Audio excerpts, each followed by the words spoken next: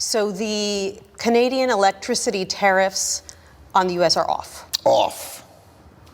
How did that happen?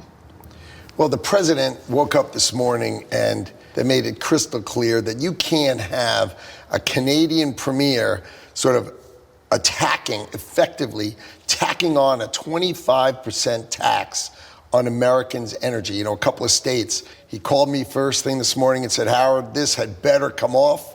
And I spoke to Doug Ford, the premier, and I'm happy to tell you it is off. Just leave it to one premier to almost screw over the whole country, and that premier be none other than Doug Ford. And if you're unaware of what I'm talking about, take a listen to this. For weeks now, we've been faced with so much uncertainty coming from President Trump. Each day brings new tariff threats. Now, President Trump is threatening tariffs on steel and aluminum. He's pointing his finger at dairy and lumber, shifting timelines, different excuses, chaos and confusion. It's hurting workers, it's hurting businesses, it's hurting investments, and it's hurting families on both sides of the border. It needs to end. Until then, Ontario will keep up the fight. We will apply maximum pressure to maximize our leverage. That's why today we're moving forward with a 25% surcharge on electricity exports. For the 1.5 million American homes and businesses that Ontario powers, homes and businesses in Minnesota, Michigan, and New York.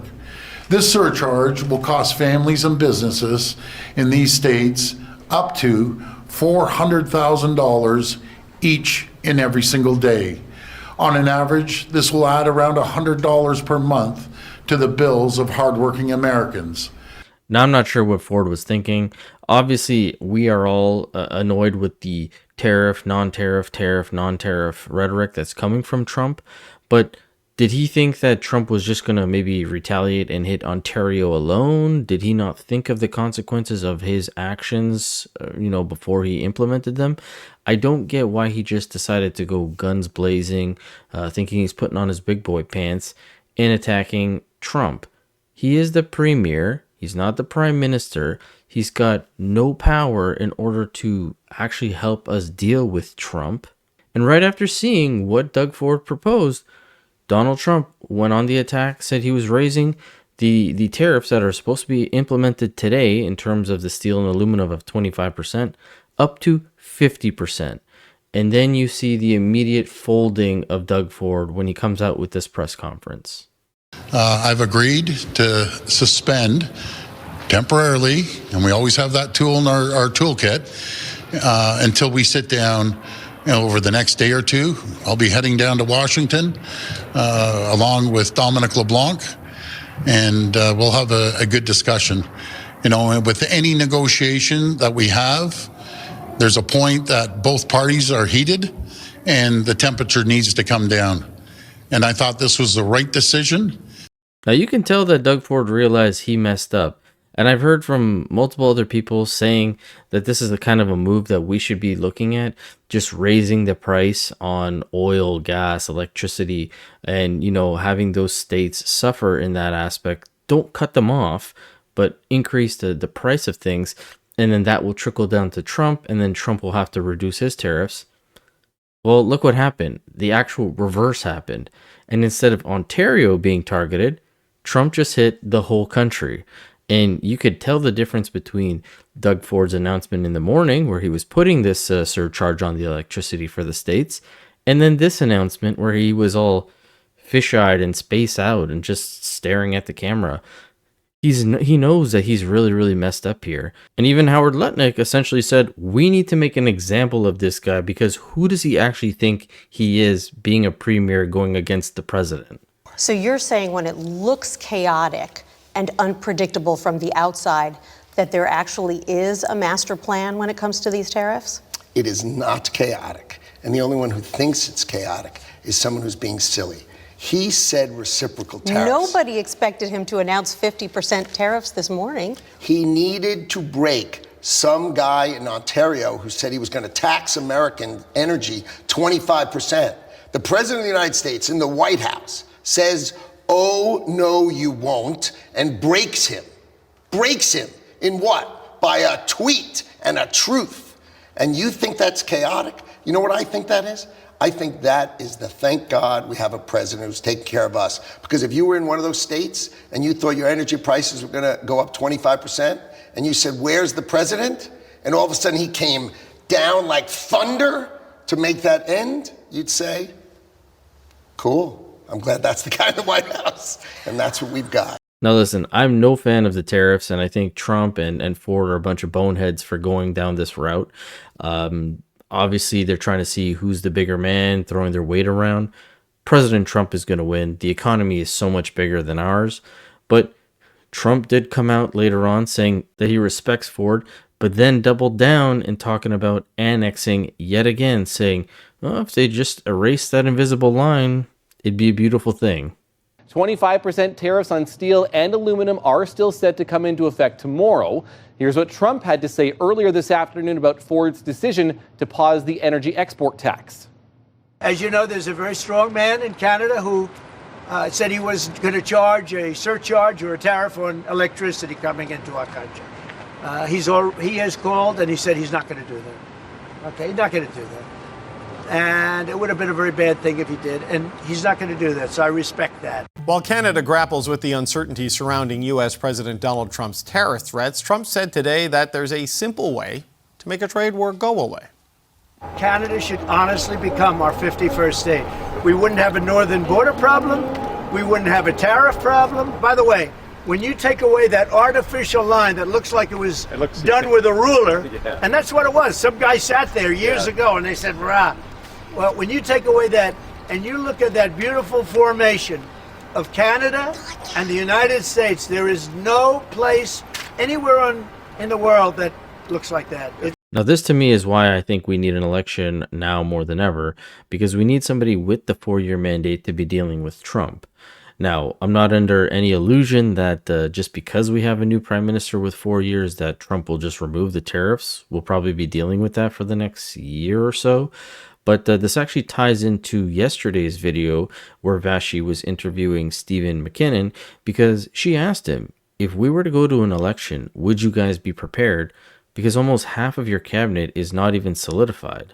Is your party ready for an election? I was looking at the number of candidates, for example, that were confirmed. I think it's about, less than half of the total number needed. Is your party ready to go to a campaign as soon as, for example, next week? There's been a lot of interest from candidates across the country. I personally have spoken to dozens of people who are either considering or are already in the process of filing their papers and so on to become candidates for the Liberal Party. So I don't anticipate that would be an issue.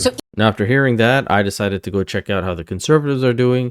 There's a few problems in their party as well, which we'll touch in a second. But this next election is going to have quite a few problems if this poll that just came out has any kind of a representation of how people are actually going to be voting. A lot of these people seem very ill-informed. Now, Mark Carney did win the Liberal leadership in a landslide yesterday, walking away with nearly 86% of the available points to secure the top job. And today, the polling firm Pollara has a new survey out, one that says Carney has a big lead over Pierre Poilievre as the best federal leader to take on Donald Trump. Dan Arnold is a former pollster for the last 3 Liberal campaigns, these days Chief Strategy Officer at Pollara. Dan, good to see you again. Happy to be here. So, we know that Mark Carney, the mere mention of his name has lifted Liberal numbers when it comes to the polls. But you've actually done, you and Pollara have actually done a head-to-head comparison of Mark Carney and Pierre Poilievre. And when it comes to competency, what are you finding here?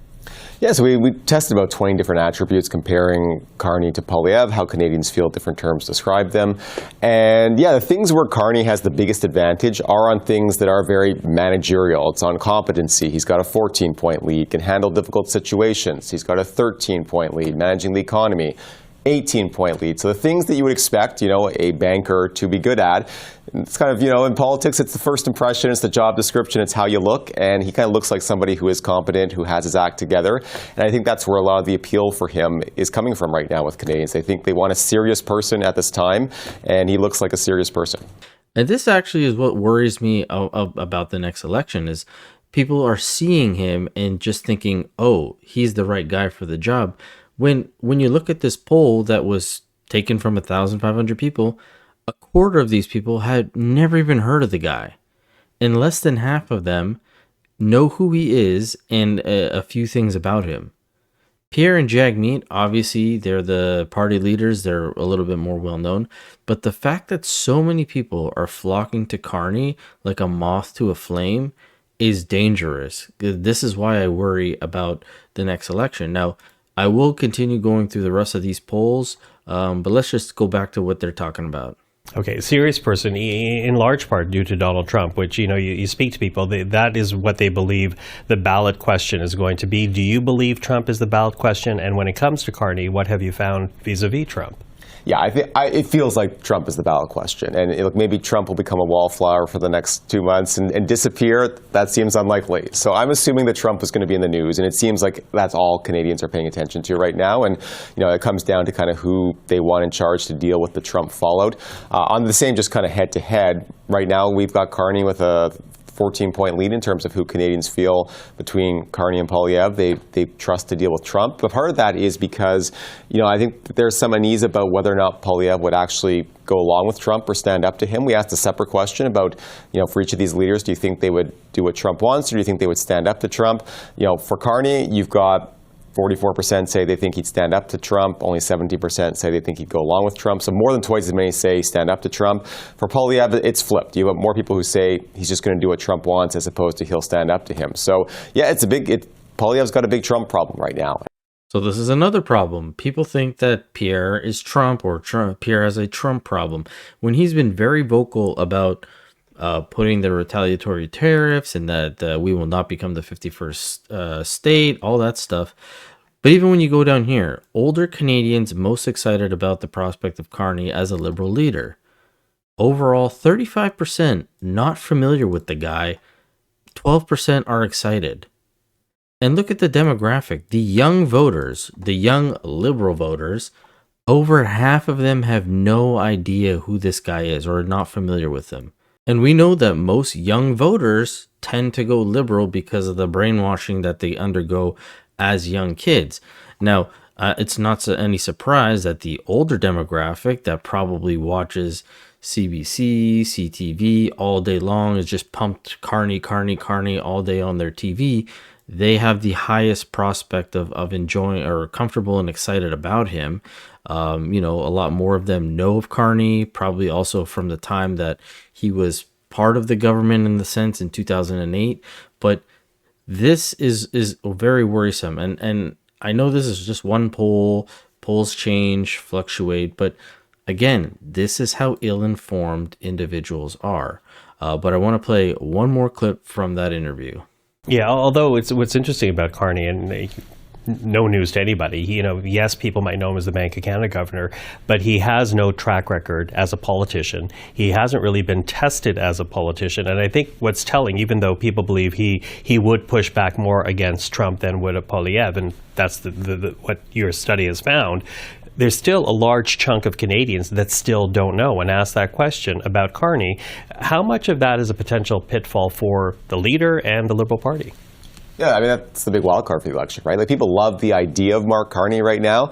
I don't think they know a lot about Mark Carney. We asked in the survey, do you know a couple things about these politicians? You've got under half of Canadians right now who say they know a couple things about Mark Carney. So that's the majority of Canadians. Maybe they know his name, they know his former job title. That's about it. So, in an election campaign, when there's attack ads and there's, controversy swirling and debates, and people will get to know a lot more about him. And if the idea of Mark Carney that they have in their heads right now is what they see on the campaign trail, I think that lines up very good for him and good for the Liberal Party. But if what they see on the campaign trail is very different from this idea they have in their head, if he doesn't kind of live up to the hype, those numbers could change very quickly. When you have an untested politician, there's a potential for a great result. There's also potential for things to really go south quickly in a campaign. And we know this to be the case because so many people don't actually know Carney or what he's about. This is why he'll try to prompt an early election or go into an election immediately to protect himself, because as more people start to find out about him, like Alberta, Saskatchewan, people who know about him, they get angrier about Carney being the option. And in the beginning here, it said that Albertans are most likely to say they know few things about Mark Carney at 51%, while Quebecers are the least likely, yet they seem to be the most excited, it says here. Though Carney is less known in Quebec, they feel most positive about the idea of him as the Liberal leader. And this could potentially be a big problem.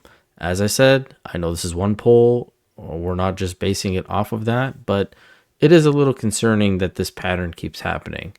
Now, as I did mention, there is a bit of issues with the Conservative Party.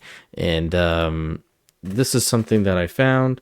It said Conservative MP Jake Stewart says he won't run in the upcoming election. In a social media post, Stewart says politics has taken a toll on his family and his health.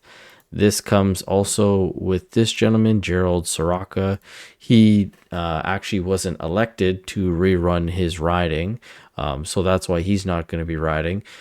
But Jake had a bit of controversy where CBC was doing a little investigating in terms of some claims that this gentleman's son was making, and here's a clip on that. We've been trying to reach Miramichi Grand Lake Conservative MP Jake Stewart to find out what's been going on with his office and his supporters. For weeks, people have been contacting us to tell us the MP's constituency office was closed for security reasons. Stewart posted photos on February 11th of meetings at his office, but our calls to the office haven't been acknowledged. We were in Miramichi and went to the office, but the door was locked and no one answered when we buzzed. Stewart was a provincial MLA for 11 years, including 2 years as a PC cabinet minister, before he ran and was elected federally in 2021. Last month, the financial agent for the Federal Conservative Association in Miramichi Grand Lake resigned, claiming there was a toxic and manipulative atmosphere in Stewart's MP office and that 8 employees left in 3 years. Stewart also recently had a series of heated social media exchanges with a former employee in his office, Sean Morrison. On January 30th, the House of Commons issued a cease and desist letter to Morrison. Mike Morrison is Sean Morrison's father, a longtime volunteer for the Conservative Party, who ran as a candidate twice. And we want you to listen to what he had to say at length about Jake Stewart. But how is it manifesting itself? Like, how is he acting? How is he acting towards people? Acting towards people, he's hiding. He's hiding on the people, he's hiding on the constituents and whatever. And what's really happened, as you notice, has grown here over the last several weeks, has really grown. That office has been closed since before Christmas. That office had no complaints up until things took place in May. And since we've had the new board and the leader of the new board, Kelly Wilson, everything's gone downhill. It's gone right off the end. There's no credibility. It's very toxic. It's whatever. And nobody can get any answers. What would you say the chances are of Jake Stewart getting reelected here if this is all going on? Right now, they're not going to support Jake Stewart anymore. Jake shouldn't be there. Time for him to resign. Now, outside of these two, Jake and Gerald, there was also a young female nominee, Cassidy Villanova, who announced that she was not actually going to be running for this for her riding, even though it was pretty much looking like it was going to be a landslide for her. She was going to win it. The owner of this riding currently is Anthony Rota, who, if you remember, he's the old Speaker of the House. But the article goes on to say the Conservative candidate for Northern Ontario riding has dropped out just weeks ahead of an expected election, citing issues with the local electoral district board. Cassidy Villanova, who was nominated to run for the Tories in Nipissing, said in a letter posted on her social media on Sunday that she's been working tirelessly on the campaign for the past 18 months. As a woman, the challenges working in politics are often magnified. The pushback I've faced from certain members of the board has made it clear how difficult it can be to navigate these spaces. The article goes on to say, in late February, a news story in Bay Today cited a leaked document from the riding's Conservative Association that said that it was considering replacing Villanova as a candidate because it was unhappy with her accountability and performance. The report said that the board members wanted to see measurable improvement in Villanova's effort, activity, and commitment. She also worked with Raquel Dancho, it seemed like, before. She was the chief of staff for Manitoba MP Raquel Dancho. Dancho has yet to reply. The riding has been a Liberal stronghold for years and is currently held by former House Speaker Anthony Rota, who is not running in the next election. And if all this news wasn't enough, we also have some provincial Conservative issues where 3 former BC Conservative MLAs who will sit as independents say the party has been captured by woke Liberals. And here's a clip on this.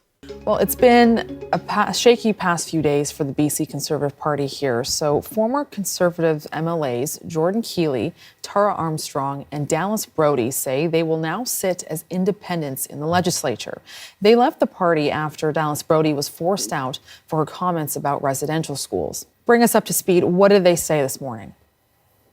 Well, they held a press conference on the front steps of the legislature. And, Dallas Brody started by saying, she will not apologize for calling for the truth about, residential schools, pointing again to the former Kamloops Indian residential schools, saying, no graves have been found. And she kind of commented on the amount of money that's been spent, but still we have no firm answers. But then she shifted the focus to, the fact that she felt, even though John Rustad has insisted there's been a free speech policy, she felt like some MLAs had been muzzled, and the tenor within the BC Conservative caucus was becoming just unpalatable for the MLAs who did leave.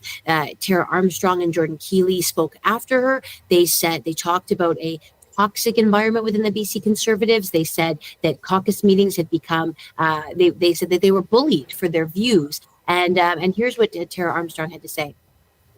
Jordan and I stood up for Dallas. John Rustad did not. He caved to the woke Liberals that have now infiltrated his party. I think those Liberals that Tara Armstrong is talking about is the former BC Liberals turned BC United MLAs who were picked up by the BC Conservatives when the BC United collapsed their election campaign. So that seems to be the reference there. So it really is the first test of whether this big tent party that John Rustad has created can survive, be something we watch in the next week. John Rustad was asked about that this morning, and he sounded confident that they won't have shed any more members.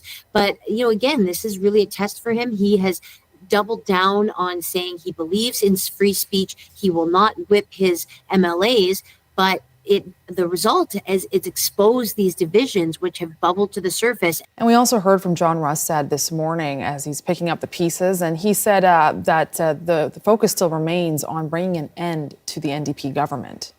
Clearly, it would have been better if we had tried to have everybody stay in the tent. It was something that, I worked on over the period of time to have them in, but these people had something else in mind in terms of what they wanted to do, and that's their prerogative to go about doing that, but it doesn't change who we are as a party and what we stand for. Now, I hope this isn't some indication that as the Liberals are starting to come together, the Conservatives are beginning to fall apart, but I guess only time will tell. I'll keep an eye on this kind of stuff. But as always, let me know what you think about all this in the comment section below.